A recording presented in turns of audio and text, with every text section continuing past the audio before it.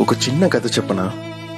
ఒక చిన్న దోమ దాని జీవితంలో మొదటిసారి ఎగరడానికి బయటికి వెళ్ళిందంట.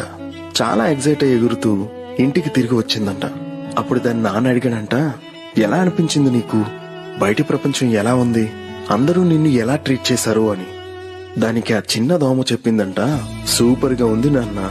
నేను వెళ్ళిన ప్రతి చోట అందరూ నా దగ్గరకు వచ్చి నా కోసం చప్పట్లు కొట్టారు తెలుసా అని. అప్పుడు నాన్న అన్నాడంట, అరే బాబు, అది చప్పట్లు కాదు, అందరూ నిన్ను చంపాలని చూస్తున్నారు.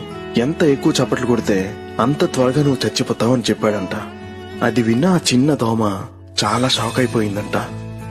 దీని నుంచి మీకేం అర్థమైంది చెప్పండి? నిజంగా తెలీదా? సరే, నేను చెప్తాను. లైఫ్ లో మీ ముందు నువ్వు బాగా ఎదగాలని చెప్పి నిన్ను బాగా ప్రోత్సహించి నిన్ను పైకి తీసుకెళ్తారు అని అనుకునే అందరూ నీ వెల్ విషర్స్ కాదు. కాబట్టి ఏం చేసినా జాగ్రత్తగా ఉండండి. ఎందుకంటే మీ ఎనిమి ఎప్పుడు సినిమాలో వచ్చేలాగా పెద్ద కత్తి పట్టుకుని రారు కదా. వాళ్ళు మీ దగ్గరికి ఒక అందమైన నవ్వుతోనే రావచ్చు.